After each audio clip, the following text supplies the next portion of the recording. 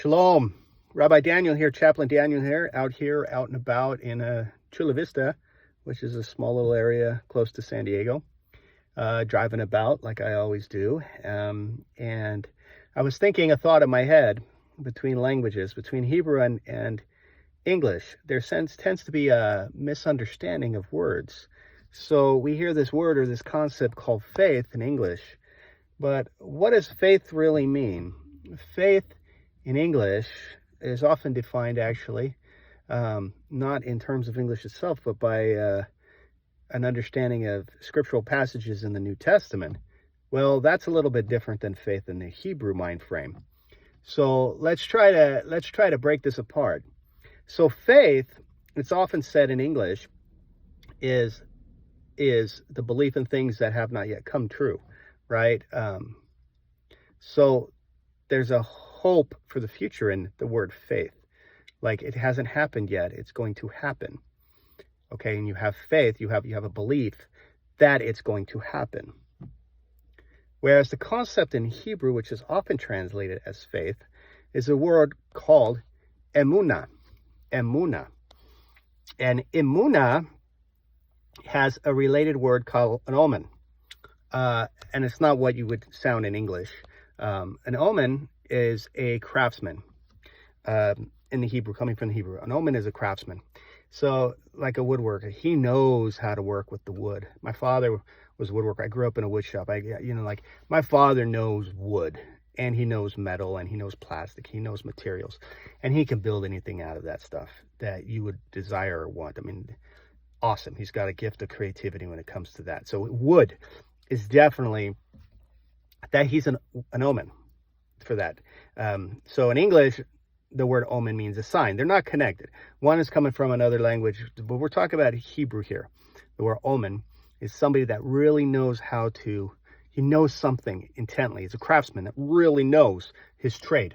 He knows it. So the understanding is that you know it, that even blind, not even seeing, can be able to describe and understand it and work it and deal with it and handle it.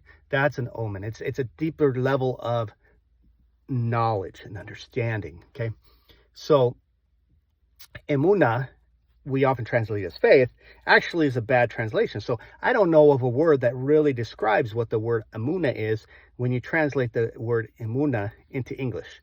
But it's often translated as faith.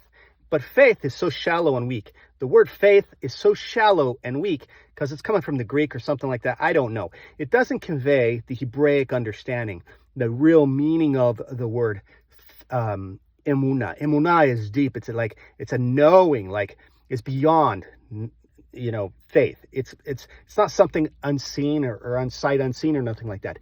It is a deeper understanding of the reality of what's going on with you. And that's why the word amen, which is related to it, amen means so be it. It's related to the word emunah, the word emunah. Okay. You got to be careful. There's a lot of teachers out there that will take a word and from sound, and they'll give it different meanings from language to language to language. You'll always have to go to the root where the word is coming from. What language is the word coming from?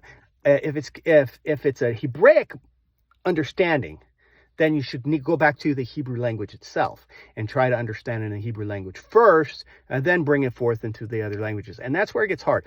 When I learned Arabic with the army at DLI back in around the turn of the century, sounds like a long way ago, but about 23 years ago, they would give us two dictionaries. One was an Arabic to English dictionary, and in that it would have an Arabic word and several English words.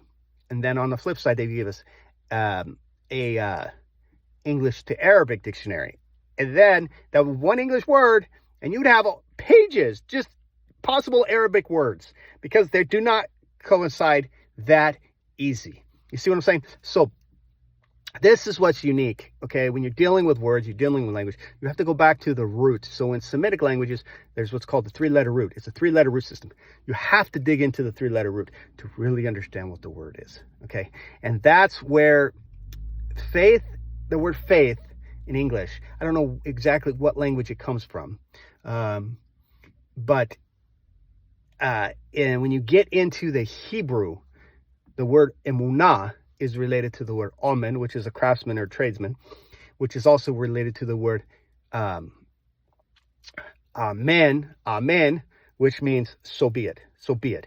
Like, there's no questions about it. There's no, like, I'm going to have faith. Is this going to turn out? No, it's like, so be it. It's done. Like, so be it. It's done.